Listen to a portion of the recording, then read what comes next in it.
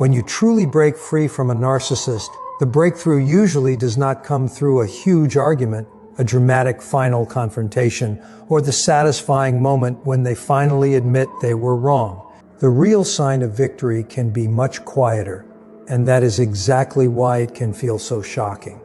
It is complete, total, almost deafening silence. If you have spent months or even years living inside the chaos of narcissistic abuse, this sudden absence of noise can feel strangely uncomfortable. You became used to constant conflict, long messages, sudden accusations, emotional games, and endless ups and downs. Your mind became trained to expect the next crisis, so when everything suddenly becomes still, part of you may wonder what is happening.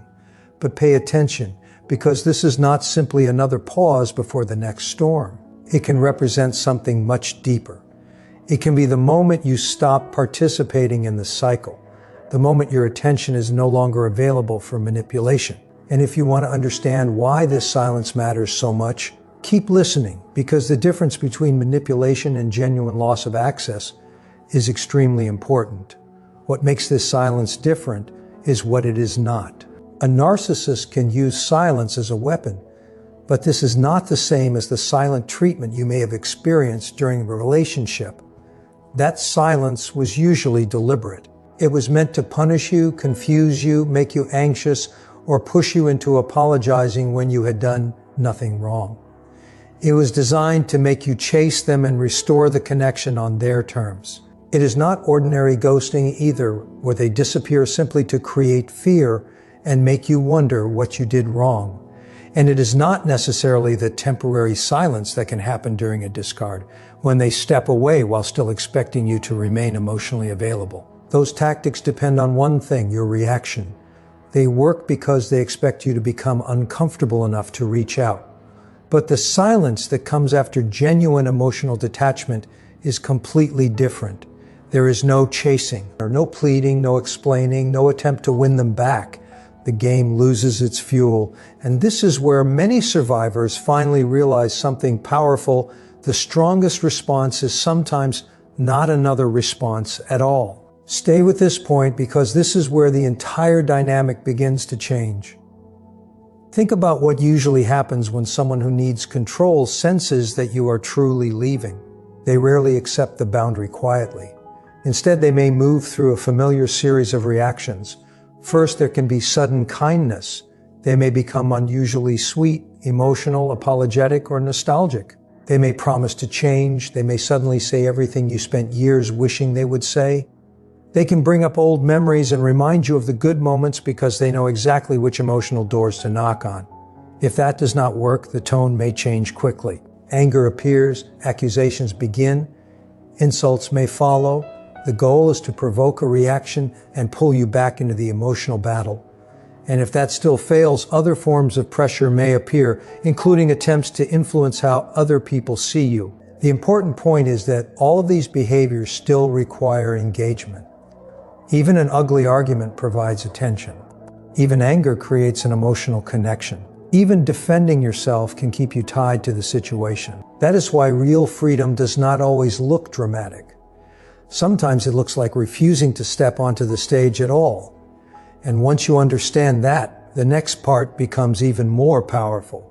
Everything starts changing when you reach the point where their behavior no longer controls your inner world. You stop trying to prove your side. You stop explaining every detail. You stop waiting for them to finally understand what they did. Most importantly, you stop measuring your worth by their reaction to you. At that point, the old strategies begin losing their power. The messages do not receive the same emotional response. The provocations do not create the same panic. The threats, accusations, or sudden displays of affection no longer move you the way they once did. The entire emotional system begins to slow down. Then something unexpected can happen. Nothing. No late-night paragraphs. No dramatic confrontations. No sudden emotional emergencies. No constant attempts to pull you back into the same conversation. The noise fades because you are no longer feeding it with your attention. This is the part many people misunderstand. They think victory means making the other person suffer or forcing them to admit defeat. But real victory is much more personal. It is when their behavior stops determining your emotional state. It is when you can hear silence and no longer feel an urge to break it. Read that again, because that is the turning point. The deepest sign that you have truly moved beyond the cycle is not that they finally become a different person. It is that you become unavailable for the old pattern. You no longer need a confession. You no longer need an apology. You no longer need them to understand your pain before you allow yourself to heal. Their opinion becomes background noise instead of a command. Their silence stops feeling like punishment. Their attention stops feeling like validation. Their absence stops feeling like rejection. And that is why the quiet can feel so powerful. The relationship once trained your nervous system to expect something every time they disappeared, returned, attacked, apologized, or changed their mood. Now there is nothing to chase, nothing to fix, nothing to decode. You simply continue living. You rebuild your routines, you protect your peace, you invest your energy somewhere healthier. The dramatic ending you imagine may never happen, and surprisingly, you may not need it. The final victory is not defeating another person. It is reclaiming yourself. When you reach the point where their actions can no longer pull you back into the same emotional maze, the cycle has lost its greatest source of power, your participation. And sometimes, the quietest ending is the strongest proof that you finally chose yourself. They know they can no longer control your thoughts, push your insecurities, or reach the emotional energy they once depended on. The door is not simply closed anymore. It feels completely sealed. For the first time, they are facing a wall they cannot easily get around. And for someone who has spent months or years being conditioned to expect constant conflict, mind games, and emotional chaos, this sudden and strange quiet can feel deeply confusing. You may not experience immediate peace, or instead you might remain on high alert, waiting for the next problem to appear. You check your phone more than usual. You expect another cruel message. You imagine an email arriving. You prepare yourself for another accusation or a possible smear campaign. Your mind keeps saying, something is coming, but then nothing happens. Days pass, then weeks, eventually months. The silence keeps going. And this is where something important begins to happen. The pattern that once kept you constantly prepared for danger starts losing its grip. You slowly discover that the crisis you were expecting is not arriving. Keep listening, because this shift can reveal something very important about what happens when emotional access is finally removed. A person who relies heavily on control and emotional reactions will usually put effort where they believe there is still an opening. They look for uncertainty, guilt, hope, fear, or self-doubt that they can use to regain influence. If they sense that you are still questioning yourself, they may see that as an opportunity. They may push harder. They may provoke an argument. They may suddenly become kind. They may create confusion and wait for you to respond. In simple terms, emotional chaos can become a way of testing whether they still have access to you. Anger can work like a tool designed to force you into defense mode. They say something hurtful because they expect you to explain yourself. They make an accusation because they expect you to prove them wrong. They create a conflict because they expect you to enter the conversation and defend your reality. And the moment you become deeply reactive, the old cycle can begin again. But something changes when your boundaries become firm and your emotional response becomes calm. There is nothing for the conflict to feed on, no long explanation, no desperate defense, no emotional performance, no attempt to convince them. This is the point many survivors miss. So stay with me here. You can become what might be described as a closed emotional system. You stop looking to them for approval, and you stop giving them your emotional reactions. You do not reward harmful behavior with affection, and you do not give it extra power through rage, panic, or endless arguments. Your energy stays with you. Your attention stays with you. Your decisions stay with you. Suddenly, trying to provoke you becomes far less rewarding.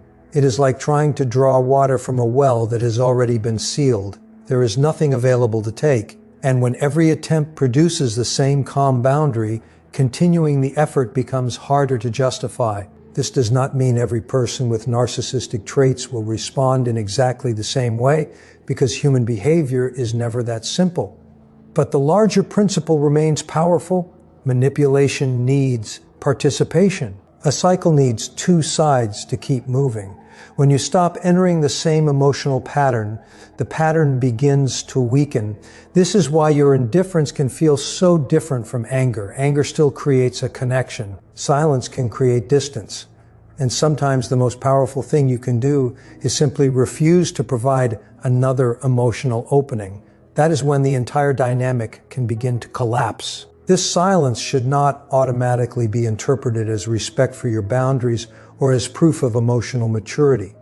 Sometimes people retreat because continuing the conflict is no longer giving them what they wanted. Sometimes disappearing becomes a way to protect their own image, avoid accountability, or escape the discomfort of rejection. When someone is deeply invested in seeing themselves as powerful, being unable to influence another person can create an uncomfortable contradiction. They may need to tell themselves a different story. Instead of facing the possibility that you simply chose to leave and became emotionally unavailable, they may create a version of events that protects their pride. They may tell themselves that they were never interested, that they were the one who walked away, that you did not matter, that you were easily replaced. The story can change because the truth is difficult to accept. But notice something important. You do not need to argue with that story. You do not need to correct every person who believes it. You do not need to prove what really happened. Your healing does not depend on their narrative. Your freedom begins when you stop needing them to understand your truth. And if you want to know whether you are truly moving forward, this is one of the clearest signs. You stop checking whether they finally understand. When the distance becomes real, you may also notice that the behaviors surrounding you begin to disappear. There may be fewer attempts to monitor your life, fewer indirect questions through mutual contacts, and fewer strange attempts to appear in places where they know you might be. Again, not everyone behaves this way, and you should not assume that silence always means someone has secretly given up. But when the old pattern repeatedly stops producing engagement, there is less reason for it to continue. The important part is not what they are doing behind the scenes. The important part is what you are doing in your own life. You are no longer organizing your day around their possible reaction. You are not checking who viewed your story. You are not wondering whether a mysterious message has a hidden meaning. You are not scanning every familiar location for signs that they might appear. You are returning your attention to yourself. That is a massive psychological shift. The person who once occupied so much space in your mind begins taking up less and less room. And eventually you realize that their silence is no longer something you are waiting to interpret. It is simply silence. That is when the real transformation becomes visible. If you have created boundaries strong enough to stop the old cycle, do not immediately question yourself simply because the other person has become quiet. You do not need to turn their absence into a mystery. You do not need to assume that every silent period is a hidden strategy. Watch behavior over time, protect your boundaries, and focus on what is actually happening in your life. The greatest sign of progress is not that they disappear forever. It is that you no longer need their disappearance to feel safe. You no longer need their apology to feel worthy. You no longer need their regret to validate what you experienced. You have stopped waiting for the final scene. You have stepped out of the story. And that is why this silence can feel so powerful. You have removed yourself from the cycle and stopped giving every new event a meaning that pulls you backward. The emotional board is no longer filled with moves you have to answer. There is nothing left for you to prove. You are simply living. But remember, the story does not always end with silence. Sometimes the loss of access creates changes that eventually become visible in other areas of a person's life. And this is where the deeper consequences of losing a source of constant attention can begin to appear. Many people assume that once someone leaves a difficult relationship, they immediately move forward as if nothing happened.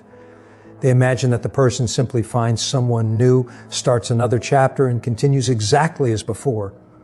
Real human behavior is more complicated than that. Losing a familiar source of attention, validation, conflict, or emotional engagement can create a major adjustment, especially for someone who has built unhealthy patterns around relationships. When the old source of stimulation is suddenly unavailable, they may have to search elsewhere for the attention they once received. That can lead to new relationships, new conflicts, new attempts to gain approval, or simply a stronger effort to maintain a certain public image. But you do not need to monitor any of this. In fact, constantly watching for signs of their collapse can keep you psychologically connected to them. Your goal is not to witness their downfall. Your goal is to recover your own life. This distinction matters more than almost anything else. Because the moment your healing becomes dependent on seeing them suffer, you are still giving them space inside your mind. True freedom looks different. It looks like waking up and realizing you are no longer waiting for anything from them at all. And once you reach that point, their silence stops being their victory or your victory. It simply becomes proof that the old cycle no longer controls your life. You are quietly taking away the hidden psychological anchor that helped keep their unstable and chaotic inner world from completely spinning out. People with empathy, integrity, and emotional strength do not simply care for someone with strong narcissistic traits. In unhealthy relationships, they can end up carrying far more emotional responsibility than they ever should. For months or years, you may have been the person absorbing their emotional chaos, carrying the weight of their projections, offering stability when they were overwhelmed, and constantly trying to calm situations that should never have been yours to manage. You became the buffer between their inner conflict and the outside world. You explained their behavior to other people. You softened their reactions. You gave endless chances. You tried to keep everything from falling apart. But once you permanently step away from that role, the amount of emotional labor you were providing disappears. And without that support, the problems that were already there may become much harder to hide.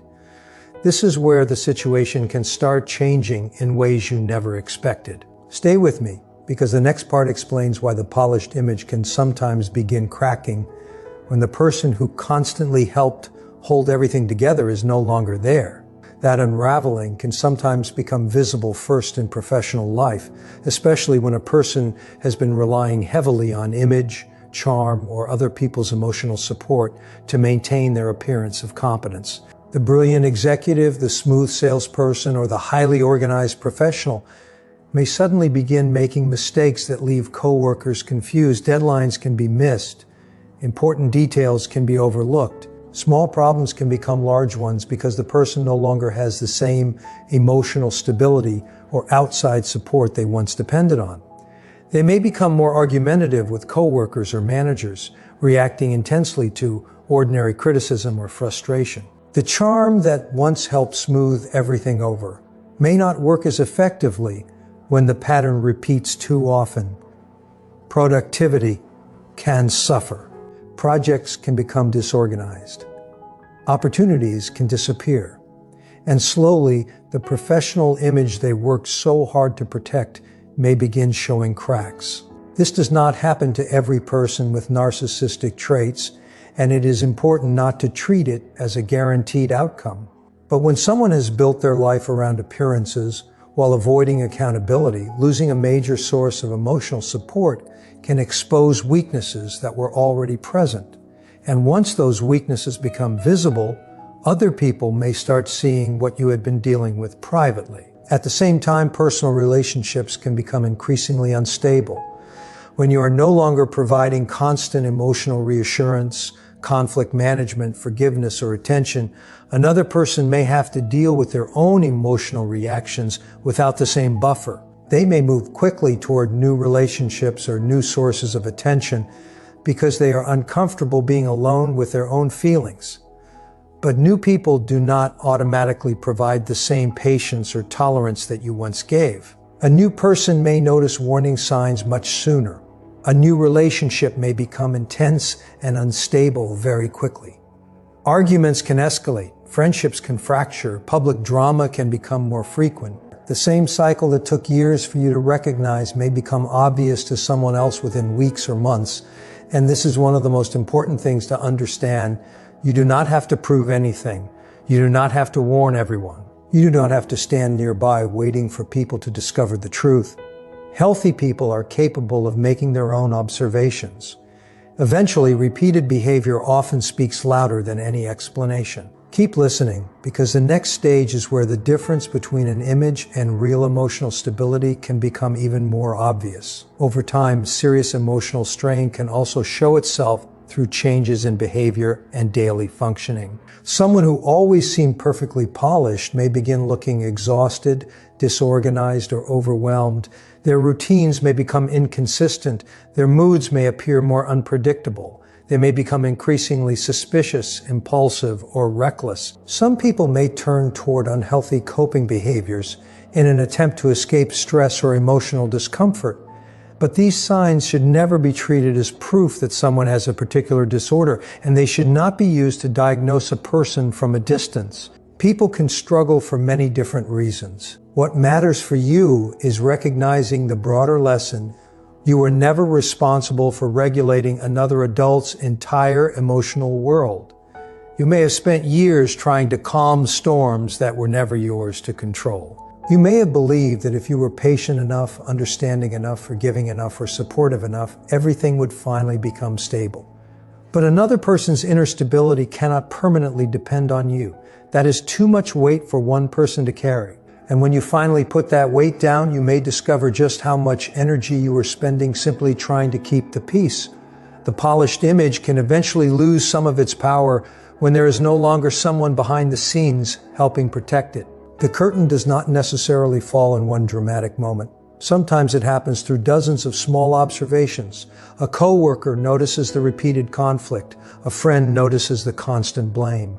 A new partner notices the sudden mood changes. Someone hears a story that does not match another story they were previously told.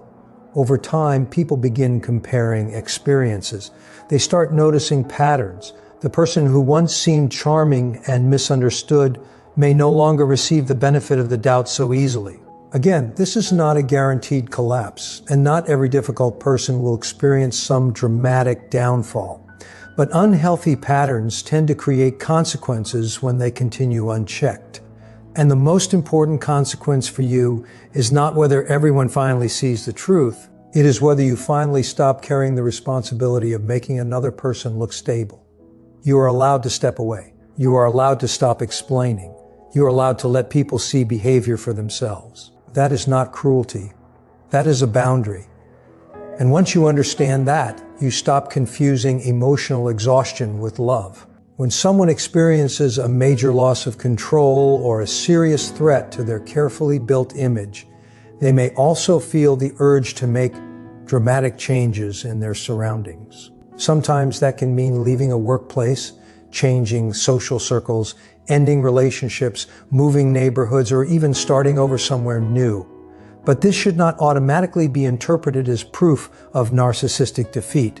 People relocate for countless reasons, and there is no universal pattern that applies to everyone. What matters is understanding why someone might want to escape an environment where their reputation has changed. If too many people know the history, if too many relationships have become strained, or if accountability has become unavoidable, starting somewhere fresh can feel easier than repairing what has been damaged. A new environment offers a new audience. New people do not know the old stories. The person can introduce themselves again without carrying the same history. They can present a different version of themselves. And from the outside, it may look like a complete reinvention. But changing the location does not automatically change the underlying patterns.